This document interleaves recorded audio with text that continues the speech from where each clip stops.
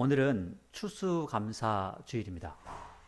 추수감사주일은 많은 분들이 그 생각을 잘못하는 경우가 있는데요. 이 추수감사주일은 저기 미국에서 생겨났다. 미국에서부터 지키는 거니까 우리는 안 해도 된다. 이런 식으로 생각을 하는 경우도 있습니다. 그런데 이 추수감사주일은 미국에서 생겨가지고 예배 속에 들어온 것이 아니라 실제로 성경에 보면 절기를 지키라고 한 때가 있습니다. 절기를 지키라고 해서 이 절기만큼은 꼭 지켜야 돼 라고 하는 게 있습니다. 그런데 이 절기를 하나님께서 이스라엘 백성들에게 주신 이유가 뭘까요? 이스라엘 백성들에게 하나님께서 절기를 주신 이유는 다른 것이 없습니다. 그 절기를 지낼 때마다 하나님께서 너희를 이렇게 구원하셨다. 하나님께서 너희를 이렇게 사랑하신다. 하나님께서 지금도 너희를 돌보신다. 하나님께서 너희를 지금도 이렇게 먹여 살리고 계신다라는 것들을 말씀하고 있는 겁니다. 그러니까 우리가 절기를 지켜나가는 것은 고작 성도들에게 무슨 이런 것들 말이야, 헌금은 좀 내고 그러고 살아야지, 그러지 않으면 되겠냐라고 하는 그런 것이 아니라 하나님의 은혜를 기억할 수 있는 그러한 근거로서 절기를 주신다는 거죠. 그래서 이스라엘 백성들이 꼭 지키는 절기가 있죠. 그게 바로 유월절이라고 하는 겁니다. 이 유월절이라고 하면 하나님께서 이스라엘 백성들을 구원하셨다는 거죠. 어디에서 구원하셨죠? 애굽에서 너희를 구원하셨다라는 겁니다. 애굽에서 너희를 구원하셨기 때문에 그 구원의 은총 가운데 하나님을 섬기는 모습이 있어야 되지 않겠냐라고 하는 겁니다. 하나님을 섬겨야 된다는 거예요. 왜? 하나님께서 구원하셨으니까. 그 다음에 하나님께서 구원하신 다음에 그들에게 뭘 주시냐면 먹을 걸 주시죠. 먹을 걸 주실 때 뭐예요? 소실절이라고 하죠. 때로 우리가 맥주절이라고도 하죠. 그러니까 이런 때 하나님 앞에 나와 예배를 드리는 겁니다. 그리고 이것을 우리는 또 오순절이라는 부분으로도 지키기도 합니다. 요즘 그렇게 지키게 되죠. 그리고 왜 그런 날짜를 줍니까? 하나님께서 먹을 거를 주시고 너희들에게 하나님의 은혜를 베푸신다는 것을 계속해서 말씀하고 있는 겁니다. 오늘도 마찬가지로 추수감사절은 성경에서는 초막절, 장막절 또는 수장절이라고 하는 절기입니다. 초막절이라는 것은 너희들이 광야에 살 때 초막에서 거하며 살지 않았냐. 그런데도 불구하고 건강하게 거기에서 하나님의 은혜를 맛보지 않았는가. 또 장막절, 수장절이라는 것은 내가 농사지어서 거둔 것을 갖다가 창고에 쌓아놨다라는 뜻을 가지고 있죠. 수장절이라는 게 그런 의미를 가지고 있습니다. 우리가 지금 추수감사절을 지키는 것은 우리도 마찬가지죠. 하나님께서 우리를 구원하신 그 구원의 은혜에 감사할 뿐만 아니라 지금 이 시대에 우리가 농사를 짓지는 않습니다. 그렇죠? 여러분 중에 농사 짓는 분이 계신가요? 때로는 텃밭을 좀 꾸리는 경우는 있지만 농사를 짓는 것은 이제 몇몇 분들에게 주어진 직업이 되어버리고 말았습니다. 그 이제 시대가 변했기 때문에 그렇죠. 자, 그러면 시대가 변했으니까 그러면 우리가 먹고 사는 일을 다 해결했나요? 안 먹어도 되는가요? 아니죠. 우리가 먹고 사는 것은 하나님께서 은혜를 베푸셨기 때문에 먹고 살 수 있는 것들이 있다는 겁니다.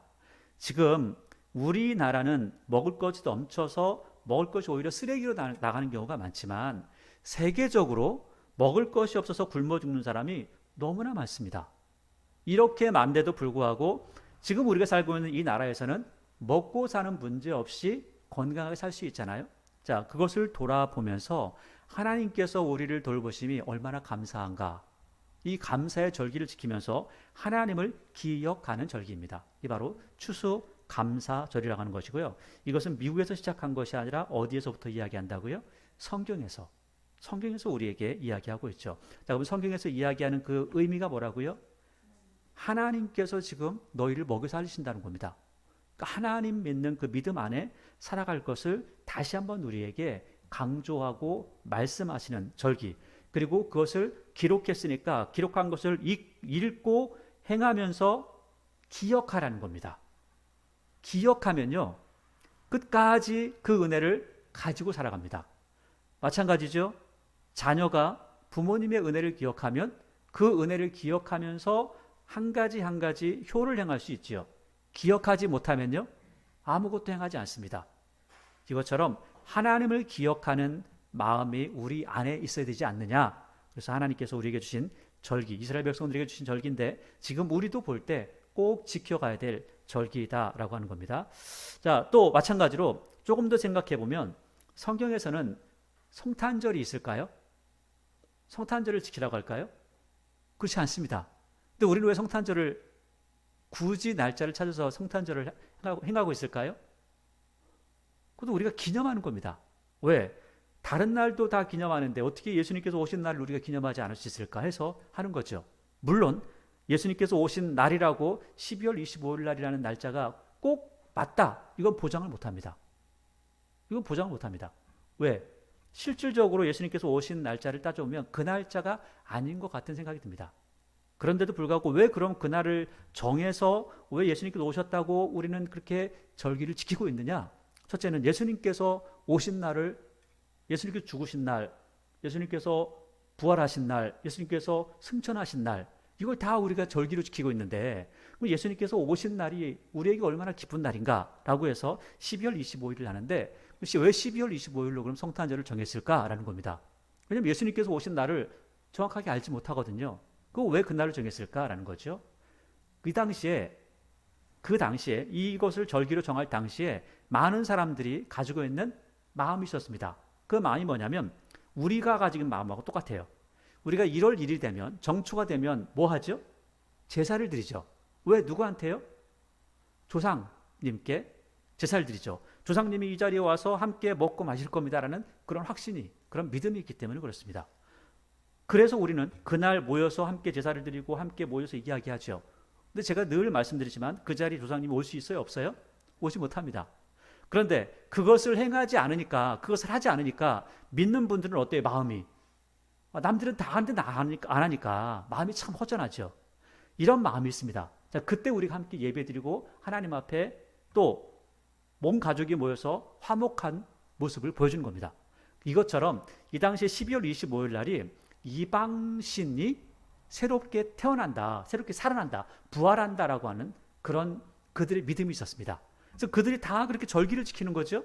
그러니까 교회 다니는 분들이 그럼 우리는 뭐 하지? 남들은 다 그렇게 하는데, 그래서 그 날짜를 딱 집어서 우리가 예수님께서 오신 날을 기념도 할 수 있는데 그럼 문화상교적인 차원에서 그날을 예수님께서 오신 날로 우리가 기념을 하자라고 해서 그날을 잡은 겁니다.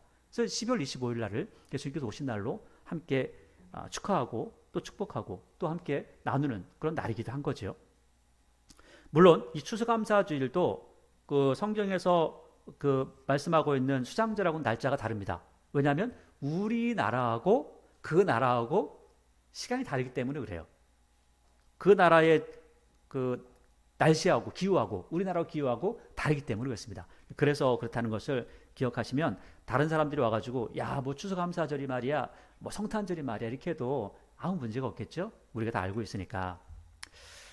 자, 오늘 말씀 13장을 쭉 살펴보게 됩니다. 13장, 14장을 살펴보게 될 거고요. 우리가 오후에는 13장, 14장을 지나가면서 그 거론이 되는 선지자 이름이 있습니다. 요나라고 하는 선지자입니다. 그래서 13장, 14장을 우리가 오전에 살펴보고 14장은 그 15장으로 넘어가는 것이 아니라 14장 끝나면서 요나서로 넘어가면 됩니다.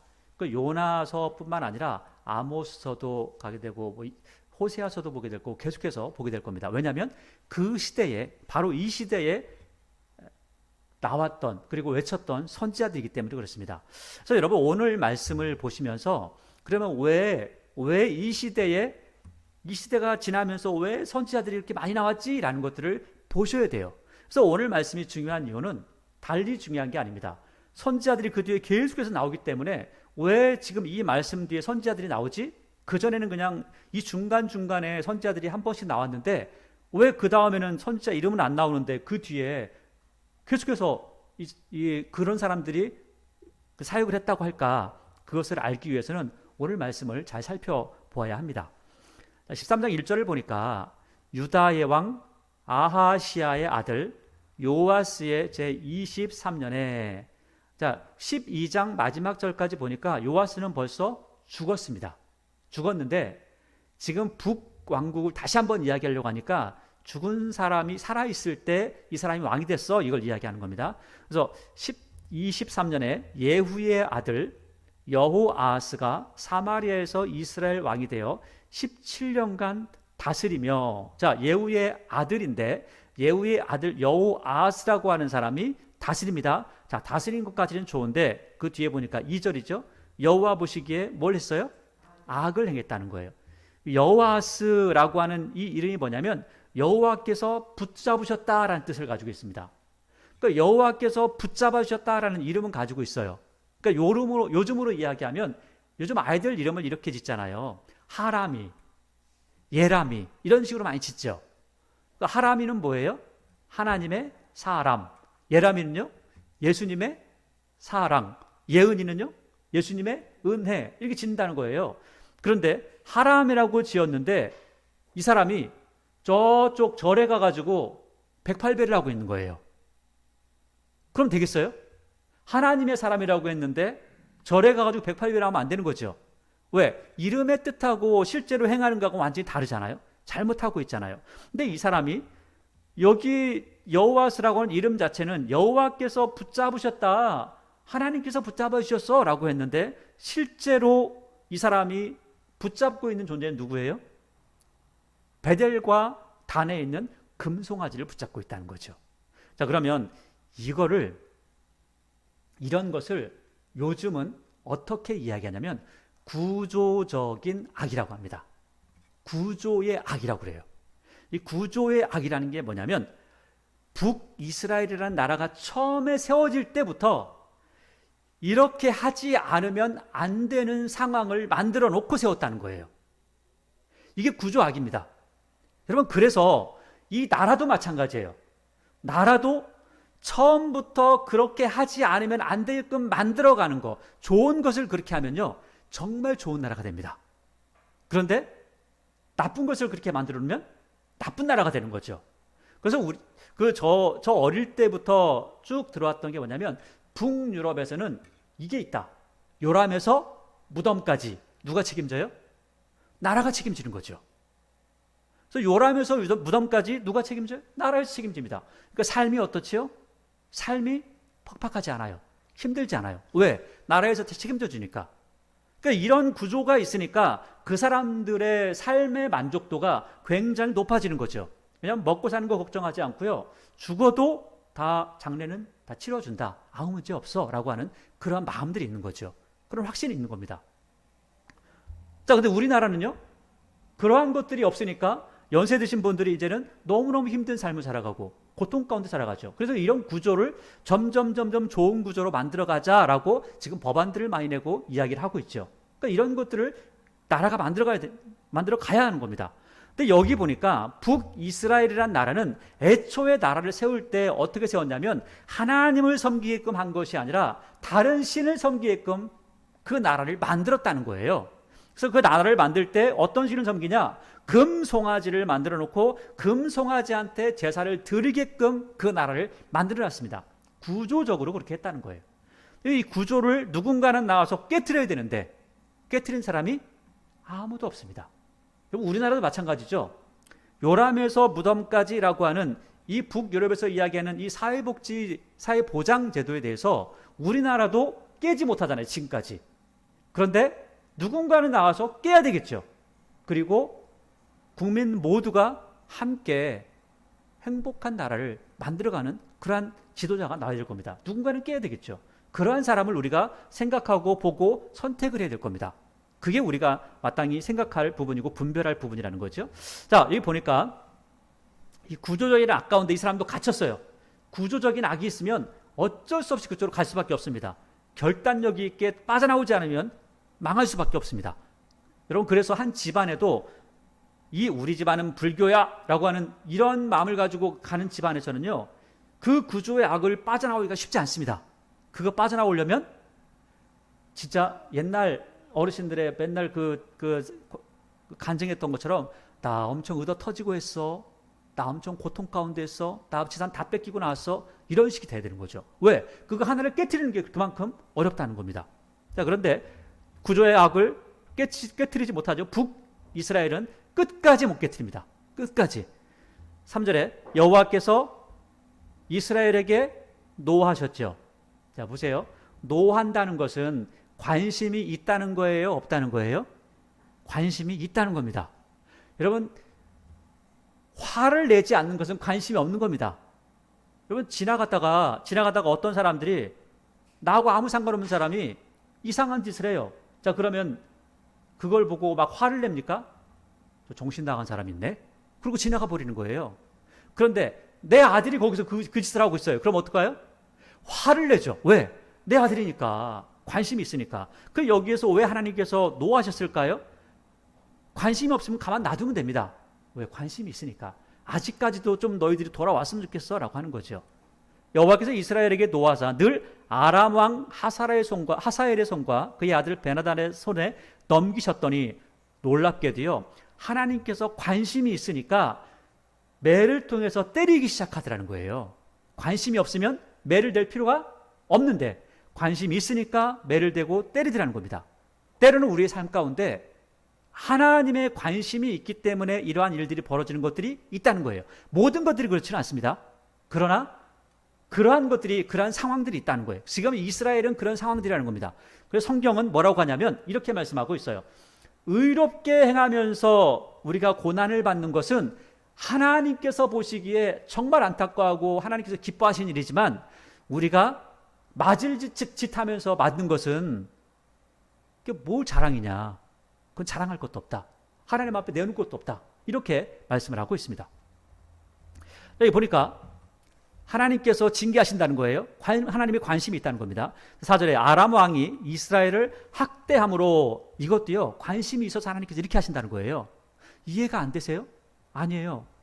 지금 자녀가 잘못되고 있어요. 첫째는 내가 공부를 가르쳐줘요. 그다음 하다 안 되면 다른 애를 붙여줘요.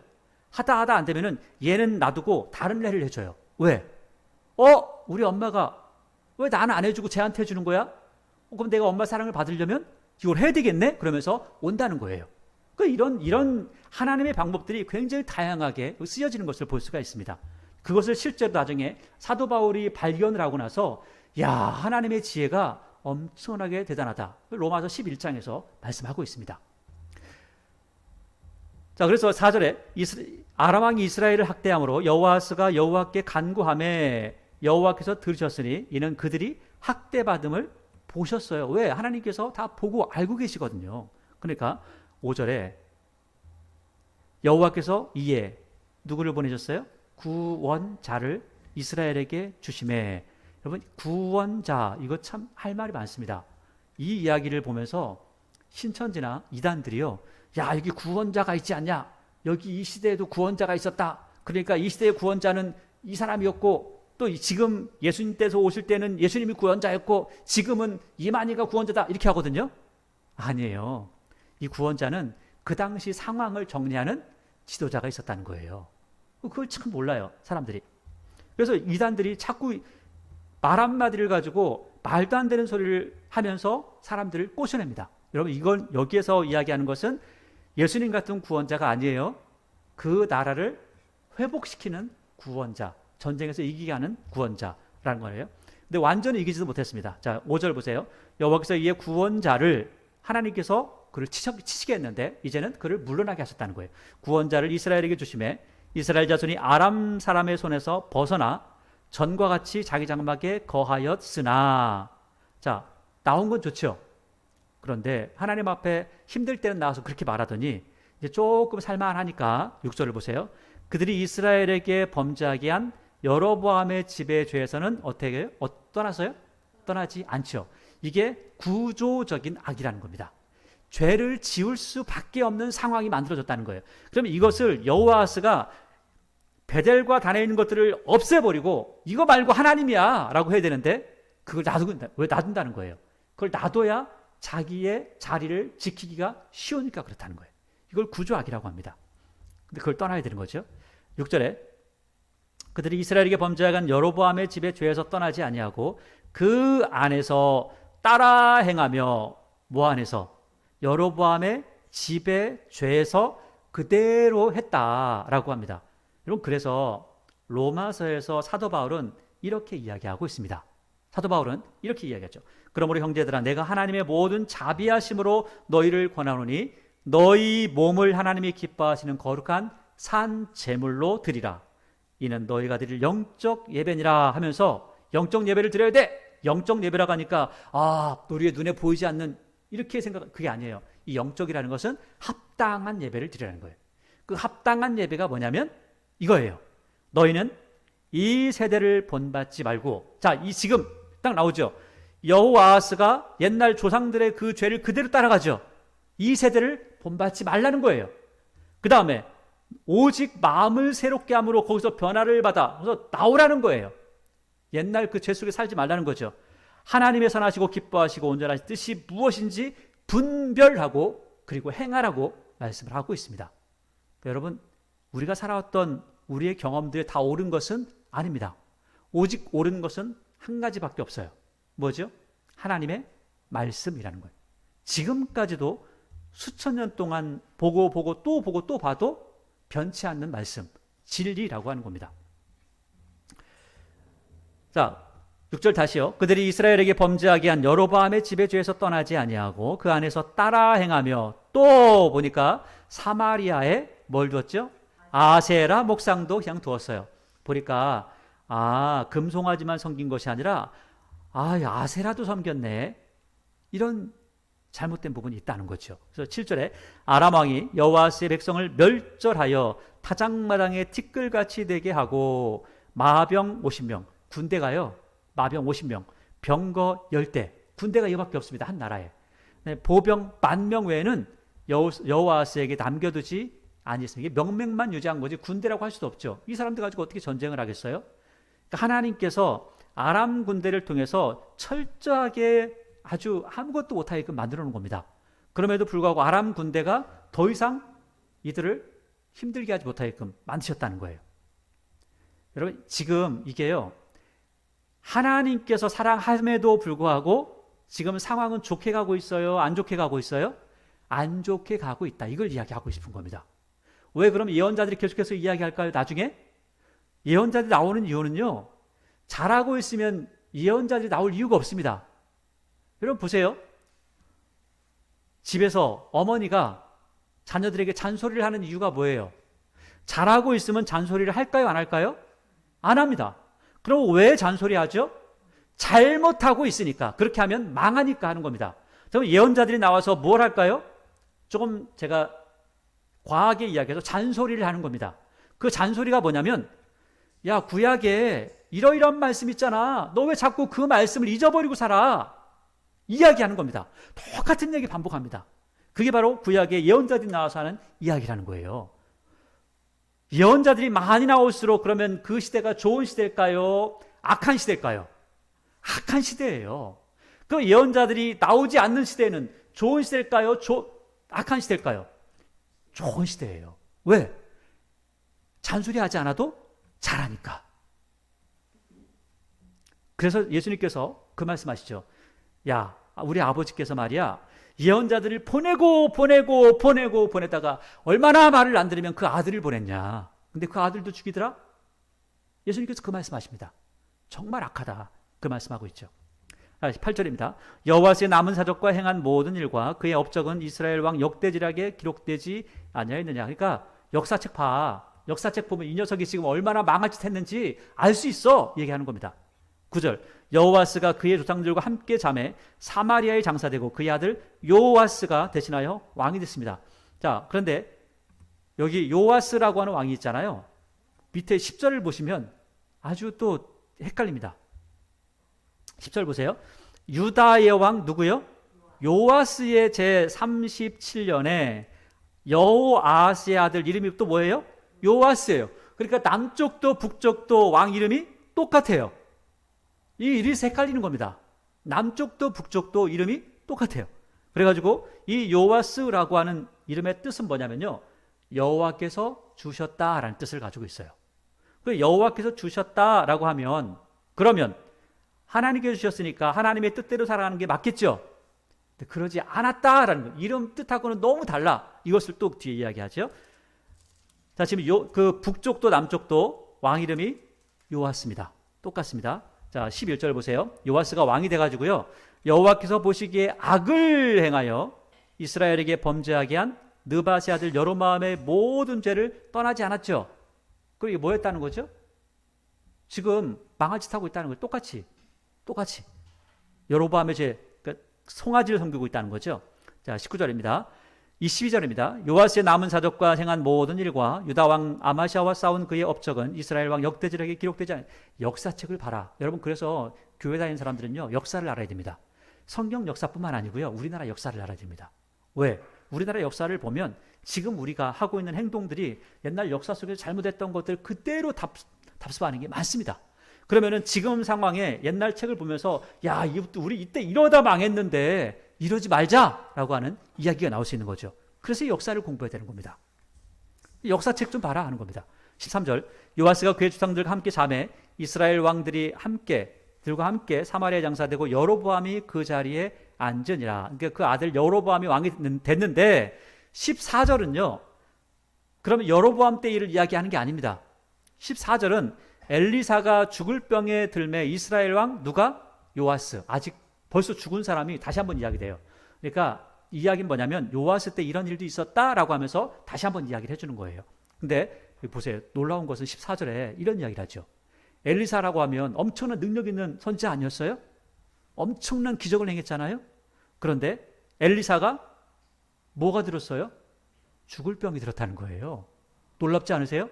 아니, 하나님의 사람이면 건강하게 그냥 있다가 어느 날 갑자기 자다가 그냥 눈 감고 죽었다, 이렇게 하면 좋을 텐데 이 사람이 뭐가 걸렸어요? 죽을 병에 걸렸어요. 여러분, 하나님의 사람이든 아니든 누구든 간에 마지막에는 병으로 죽습니다. 이걸 가지고 뭐 이렇게 하나님 믿는다 하더니 하나님이 있냐 없냐 이럴 필요가 없습니다. 누구든지 죽는 길은 갑니다. 그러나 이 엘리사가 죽을 때까지 어떻게 신앙을 지켜가는가, 그리고 그가 어떻게 그 생을 마감하는가를 보는 게 좋습니다. 자, 보세요. 14절, 엘리사가 죽을 병에 들매 이스라엘 왕 요아스가 그에게로 내려왔죠. 벌써 죽었던 사람인데 다시 한번 이야기하는 거죠. 요아스 때 이런 일이 있었어 라고 하는 겁니다. 그에게로 내려와 그의 얼굴에 눈물을 흘리며 이르되 내 아버지여 내 아버지여 이스라엘의 병고와 마병이여 하매. 자, 엘리사가 인데도 불구하고 그 당시에 엄청나게 어려운 일들이 많이 일어났다는 거죠. 하사엘이 쳐들어와가지고 다 망가뜨리고 그런 일이 있었잖아요. 자, 그럴 때 엘리사가 있었잖아요. 엘리사가 다 도울 수 있었을 거 아니에요. 그때도 여기 보니까 요아스가 엘리사를 찾아갔다는 거예요, 안 찾아갔다는 거예요? 안 찾아갔다는 겁니다. 그런데 이제 죽을 때쯤 찾아와서 이야기하는 겁니다. 아유, 그 당신 없으면 우리나라 망합니다. 아니, 이걸 알면서 왜 하나님을 안 섬기냐고요? 왜 알면서 하나님 섬기지 않냐고요? 알면서. 오죽하면 이 엘리사를 이야기할 때 뭐라고 하냐면 내 아버지여 하다가 이스라엘의 병거와 마병이여 당신이 힘을 가지고 있는 존재입니다, 이렇게까지 이야기해요. 그런데 왜 하나님을 섬기지 않냐고요? 답답하죠. 근데 이게 지금 우리의 모습이기도 합니다. 15절 보세요. 엘리사가 그에게 이르되 활과 화살들을 가져오소서 하는지라. 활과 화살들을 그에게 가져오매 또 이스라엘 왕에게 이르되 왕의 손에서 활을 잡으소서 하매 그가 손으로 잡으니 엘리사가 자기 손을 왕의 손 위에 얹고 이르되 동쪽 창을 여소서 하여 곧 열매 엘리사가 이르되 쏘소서 하는지라. 곧 쏘매 엘리사가 이르되 이는 여호와를 위한 구원의 화살 곧 아람에 대한 구원의 화살이니 왕이 아람 사람을 멸절하도록 아벡에서 치리이다 하니라. 여러분, 그러니까 이전에 지금 하나님께서 구원자를 부르셔서 아람 군대를 이기게 하셨다라고 했잖아요. 아, 이게 바로 엘리사가 죽기 전에 화살 쏘면서 이런 일들이 있었구나. 우리는 이게 뒤를 보면서 알 수가 있습니다. 그러니까 이게 엘리사가 이런 일을 했다는 거예요. 또 다른 사람이 나올 수 있지만 엘리사가 했다는 것을 우리가 알 수가 있는 거죠. 그 다음에 엘리사가 이렇게 얘기한 거죠. 아, 내가 지금 그 화살 쏜 거 말이에요. 그거 아람 사람을 쏜 것이고 아람 사람을 전쟁에서 이길 겁니다, 얘기한 거예요. 19절 18절 또 이르되 화살들을 잡으소서. 또 곧 집음에 엘리사가 또 이스라엘 왕에게 이르되 땅을 치소서 하는지라. 이에 3번 치고 그친지라. 하나님의 사람이 노하여 이르되 왕이 대6번을 칠 것이니다. 그리하여선 왕이 아람을 진멸하기까지 쳤으리이다. 그런즉 이제는 왕이 아람 사람은 3번만 치리이다. 여러분 이거 이해되세요? 아니 화살 몇 번 쐈다고, 그리고 바닥을 몇 번 쳤다고 전쟁을 이겨요? 근데 왜 이걸 기록하죠? 아니 여러분 보세요. 우리가 어떤 사람에게 신앙이라는 게 이런 거야 라고 하는 걸 설명할 때 이런 거 이야기하면 믿을 사람 있겠어요? 근데 왜 기록해놨죠? 실제로 이런 일들이 있었기 때문에 그래요. 하나님의 구원의 역사가 실제로 이렇게 있었기 때문에 이것을 이야기한 겁니다. 만약에 저라면 빼버렸을 거예요. 빼는 게 더 좋을 것 같아요. 그런데 왜 이렇게 기록하냐? 왜 오병이의 사건을 기록해 놓을까요? 왜요? 우리는 이해가 안 되는데 그 이유가 하나님께서 실제로 이런 일을 행하셨다는 것을 이야기하고 싶은 겁니다. 그런데 이렇게 구원을 베푸시려고 6번 쳐서 구원을 완전히 하시고 싶으셨지만 그럼에도 불구하고 왜 다 구원받지 못합니까? 순종하지 않기 때문에 결국은 망하지 않았는가? 지금 이것을 말씀하고 있는 겁니다. 좀 순종했으면 좋겠다는 거죠. 20절입니다. 엘리사가 죽으니 그를 장사하였고 해가 바뀜에 모압 도적대에게 그 때들이 그 땅에 온지라. 마침 사람을 장사하는 자들이 그 도적대를 보고 그의 시체를 엘리사의 묘실에 들어 던지고 거름아 다 살려라 도망갔죠. 그러니까 시체가 엘리사의 뼈에 닿자 곧 회생하여 일어섰더라. 야, 이런 기적이 있다는 거예요. 사람이 살아났다는 거예요. 죽은 사람인데 살아났다는 거죠. 자, 이것을 왜 기록했을까요? 이러한 놀라운 일이 있었다는 거예요. 후대에 이게 다 기록되면서 야, 그런 일이 있었어. 엘리사는 말이야 죽어서도 사람을 살리는 그러한 능력이 있었어. 이런 것들을 이야기한다는 거죠. 왜 이런 걸 이야기하고 있냐면 지금 이렇게 하나님께서 구원의 역사를 다 보여주고 있는데 왕이 하나님을 믿습니까? 믿지 않습니까? 믿지 않아요. 이런 것들이 분명히 눈에 보이고 귀에 들리는데도 불구하고 믿지 않는다는 거예요. 믿지 않는 그 모습을 보면서 제발 좀 믿었으면 좋겠어. 기적을 계속해서 보여주고 있는 겁니다. 22절이죠. 여호아스 왕의 시대에 아람 왕 하사엘이 항상 이스라엘을 학대하였으나 여호와께서 아브람과 이삭과 야곱과 더불어 세우신 언약 때문에 이스라엘에게 은혜를 베풀며 그들을 불쌍히 여기시며 돌보사 멸하기를 즐겨하지 아니하시고 그때까지 자기 앞에서 쫓아내지 아니하셨더라. 자, 23절이요. 굉장히 의미 있는 구절입니다. 23절 내용을 간단하게 이야기하면 이겁니다. 지금 이 역사를 기록하는 이가 역사책을 다 보고 다 읽어봐도 지금 북이스라엘의 나라가 아람에게 완전히 망해도 아무 문제가 없다는 거예요. 그런데 안 망하더라는 거죠. 그래서 이 사람이 살펴본 거예요. 왜 망하지 않지? 지금 완전히 망해야 맞는 건데 왜 망하지 않지? 라고 아무리 생각해도 이해가 안 됐는데 나중에 말씀을 보니까 이제 찾았다. 그 이유가 뭐냐? 아브라함과 이삭과 야곱에게 약속하신 하나님의 약속 때문에 하나님께서 끝내지를 못하시더라. 여러분, 하나님은 이렇게 신실하신 분이다라고 말씀하고 있는 겁니다. 하나님께서 약속하셨기 때문에 돌보시는 겁니다. 그래서 쫓아내지도 않고 그들을 죽이지 않고 이렇게 했다는 거죠. 24절입니다. 아람 왕 하사엘이 죽고 그의 아들 베나닷이 대신하여 왕이 되매, 하사엘이 사실 베나닷을 죽이고 왕이 됐잖아요. 자기가 죽인 왕의 이름을 그대로 따서 아들에게 붙였습니다. 대신하여 왕이 되매 25절 여호아스의 아들 요아스가 하사엘의 아들 베나닷의 손에서 성읍을 다시 빼앗으니, 어떻게 빼앗았죠? 빼앗은 이유는요, 하나님께서 요아스 엘리사를 통해서 요아스에게 말씀하신 예언 때문에, 하나님의 약속 때문에 한 겁니다. 그러니까 이 사람이 힘이 있어서 한 게 아니라 하나님께서 약속하신 것을 이루신 거예요. 이 성읍들은 자기 붙인 여호아스가 전쟁 중에 빼앗겼던 것이라. 요아스가 베나닷을 3번 쳐서 무찌르고, 진짜 바닥을 3번 쳤더니 3번 쳐서 무찌르고 이스라엘 성읍들이 회복해요. 이거는 거짓말이 될 수가 없어요. 왜? 이 사람들의 역대기에다가 쓰니까. 이 사람들의, 우리나라로 하면은 조선왕조실록에 기록이 된 거예요. 그냥 진짜 야사에 기록된 게 아니라 진짜 기록이 된 겁니다. 그래서 딱 보고 야, 진짜 그랬어, 진짜 그랬어, 이것을 이야기하는 겁니다. 14장 이스라엘 왕 여호아스의 아들 요아스 제2년에 유다의 왕 요아스의 아들 아마샤가 왕이 되었다. 아마샤가 왕이 됐는데 2절 그의 왕이 된 때의 나이 25세라. 예루살렘에서 29년간 다스리니라. 그의 어머니의 이름은 여호앗단이요 예루살렘 사람이더라. 아마샤가 여호와 보시기에 정직히 행했죠. 보니까 제대로 하고 있구나. 그런데 누구만큼은 하지 않아요? 다윗만큼은 하지 않았다. 그러니까 성경에서 항상 이야기할 때 잘했으면 뭐라고 하냐면 다윗처럼 하네. 못했으면 여로보암처럼 하네. 이렇게 하는 겁니다. 근데 여기 보니까 아주 잘한 건 아니고 그냥 중간쯤 했다. 이런 얘기 하는 거죠.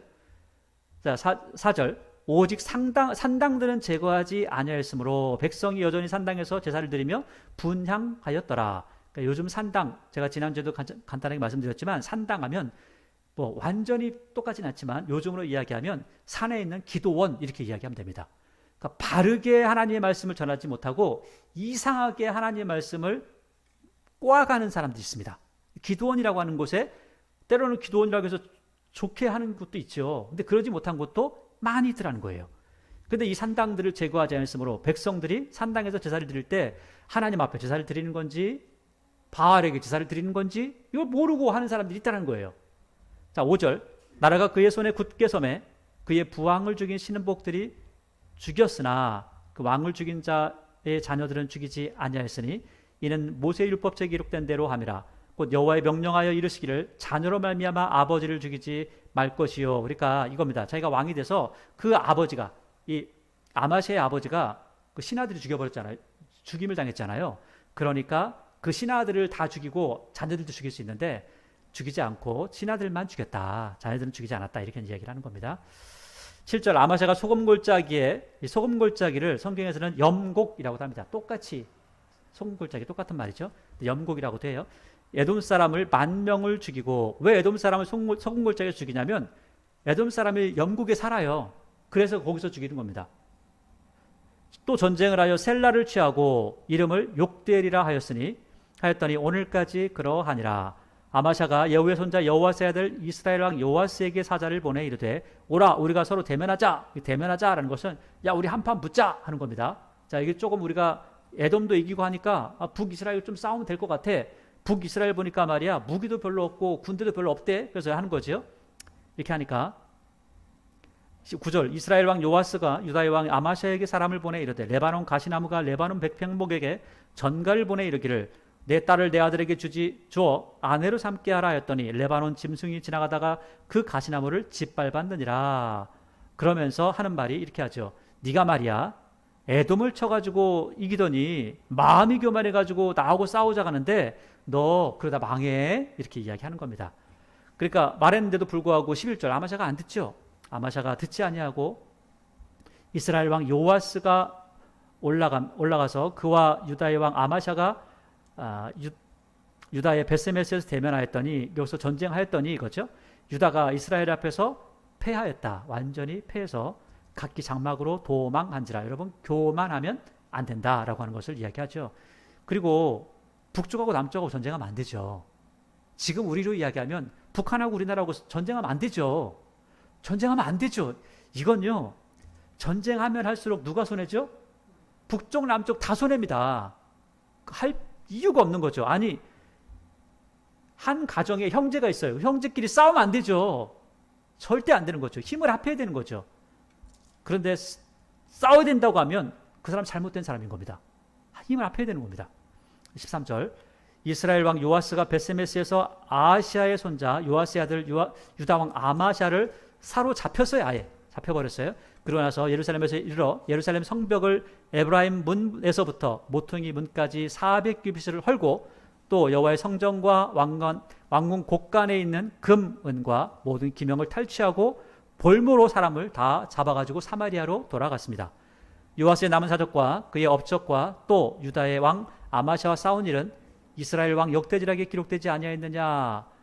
그러니까 요아스가 그의 주상들을 함께 잠에 이스라엘 왕들과 사마리아 함께 장사되고 그의 아들 여로보암이 대신하여 왕이 되었다라고 이렇게 하다가 여로보암이라는 사람이 왕이 됐잖아요. 자 보세요. 17절을 보니까 이스라엘 왕 여호아스의 아들 요아스가 죽은 후에도 유다의 왕 요아스의 아들 아마샤는 15년간 생존했고 아마샤의 남은 행적은 유다의 왕 역대지락에 기록되지 않았냐. 그러니까 역사책을 읽어라 하는 거죠. 이스라엘에서 무리가 그를 반역한 거로 그가 라기스로 도망하였더니 반역한 무리가 사람을 라기스로 따라 보내. 그를 거기에서 죽이게 하고, 그러니까 아버지도 신하들에 의해서 죽었고 그 아들도 신하들에 의해서 또 죽는 겁니다. 20절, 그 시체를 말에 실어다가 예루살렘에서 그의 조상들과 함께 다윗성에 장사하니라. 유다 온 백성이 아사랴를, 그러니까 아마샤의 아들 아사랴를 그의 아버지 아마사를 대신하여 왕을 삼으니 그때 그의 나이가 16세라. 아마샤가 그의 조상들과 함께 잔 후에 아사랴가 엘랏을 건축하여 유다에 복귀시켰다라고 하고 23절부터 북이스라엘을 이야기합니다. 자, 그런데 여기는 이 부분만 좀 읽어보도록 하겠습니다. 23절부터 25절까지예요. 유다의 왕 요아스의 아들 아마샤 제15년에 이스라엘 왕 요아스의 아들 여로보암이 사마리아에서 왕이 되었습니다. 그리고 굉장히 오래 통치합니다. 41년간을 통치해요. 이 여로보암은요, 이스라엘 왕 중에서 통치를 제일 잘했던 사람입니다. 하나님께서 보시기에는 별로예요. 그런데 통치는 정말 잘했습니다. 자, 24절, 여호와 보시기에 악을 행하여 이스라엘에게 범죄하게 한 느밧의 아들 여로보암의 모든 죄에서 떠나지 않았죠. 자, 그런데 25절입니다. 이스라엘의 하나님 여호와께서 그의 종 가드 헤벨 아mit대 아들 선지자 누구요? 요나를 통하여 하신 말씀과 같이 여로보암이 이스라엘 영토를 회복하되 하마덕에서부터 아라바 바다까지 하였으니 이는 여호와께서 이스라엘의 고난이 심하여 매인 자도 없고 노인 자도 없고 이스라엘을 도울 자도 없음을 보셨다. 그래서 이렇게 하셨다는 거죠. 여기 보니까 선자 이름이 하나가 나오죠. 요나라는 선지자입니다. 그래서 우리가 오후에 볼 거는 왜 이 시대에 요나가 이런 이야기를 했을까? 그래서 요나를 이야기합니다. 요나서를 우리가 보게 될 겁니다. 오늘 말씀을 보니까 왕들의 이름이 참 많이 나오죠. 그리고 이제는 드디어 요나가 나왔습니다.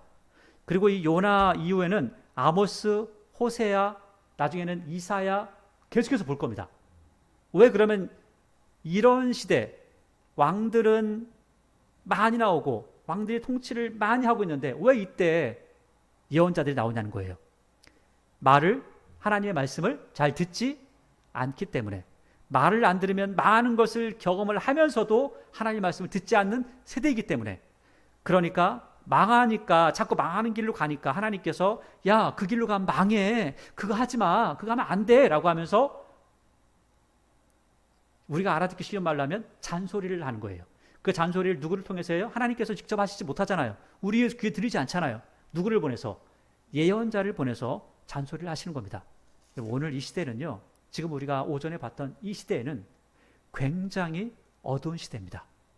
하나님께서 말씀하시지만 듣는 사람이 없는 시대입니다. 기적을 보여주지만 하나님을 보지 못하는 시대입니다. 기적은 늘 갈구하고 있지만 하나님은 보지 않는 시대입니다. 여러분, 이런 시대를 우리가 보고 있습니다. 그럼 우리가 살고 있는 시대는 어떻죠? 우리가 살고 있는 이 시대에도 많은 사람들이 기적을 바랍니다. 그래, 여러분, 우리 교회에서는 기적을 이야기하기 전에 무엇을 먼저 이야기하죠?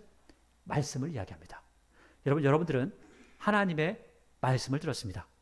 기적을 보았지만 기적이 아닌 하나님께서 왜 그 기적을 행하시는지에 하나님의 마음을, 하나님의 속뜻을 알았습니다. 그러면 이스라엘 백성들은 기적만 보고 따라가기에 엉뚱한 길로 갔지만 우리는 하나님의 말씀을 봤기 때문에 올바른 길을 갈 수가 있습니다. 우리 모두가 하나님 말씀을 우리의 신비에 잘 새기는 은혜가 있길 바랍니다. 새겨진 말씀 그대로 여러분 삶 속에 말씀이 적용되어지길 바라고, 그 말씀의 능력 가운데 여러분과 저의 삶이 더욱더 아름답고 귀하게 하나님 앞에 칭찬받는 모습으로 세워지기를 원합니다.